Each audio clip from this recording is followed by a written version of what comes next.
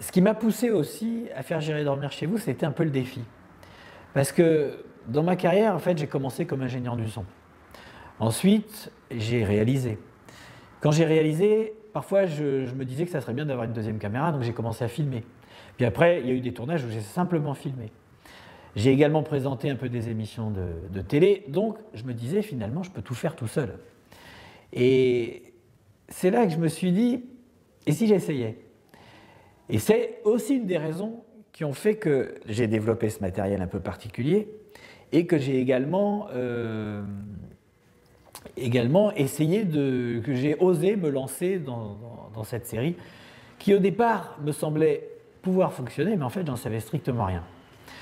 Alors c'est là qu'on arrive au premier tournage, parce que je ne savais pas ce que ça allait donner. Alors j'ai choisi un pays qui était sympa, où les gens parlaient français, exotique, et c'était le Mali.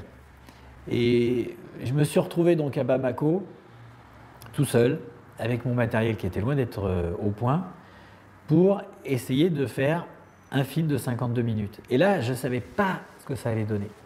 Et en fait, j'étais assez inquiet par certains côtés et pas inquiet par d'autres.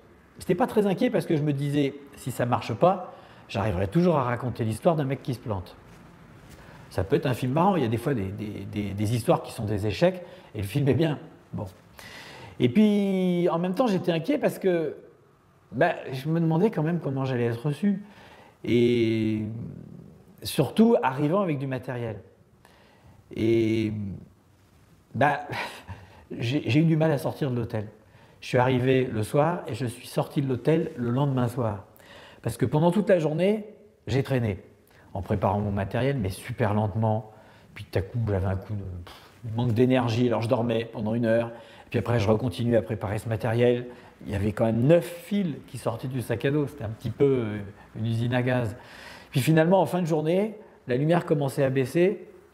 Je me suis dit, si tu ne vas pas là, tu ne vas vraiment pas y arriver.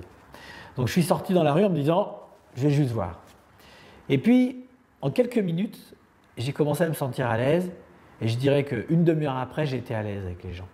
Et surtout, je voyais qu'eux étaient à l'aise avec moi. Et ça, c'était le plus important parce que ça, c'était la plus grosse inconnue, c'était de savoir comment j'allais être reçu.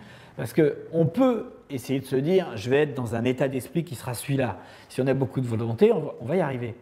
Mais ça ne veut pas dire que les autres vont suivre. Et donc l'inconnu, c'était surtout comment les gens allaient réagir.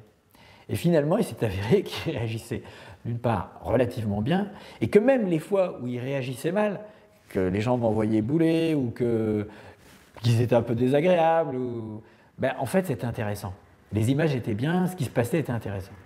Donc ça m'a franchement remonté le moral, et quand je suis parti dans l'intérieur du pays, beaucoup plus à l'aventure, j'étais dans un état d'esprit qui était très bon. Et les gens, en fait, ils ont suivi, ils se sont mis au diapason. Et bon, il faut reconnaître que les Maliens, c'est quand même des gens qui, dans l'ensemble, sont super sympas et qui aiment rigoler. Et du coup, ça s'est super bien passé.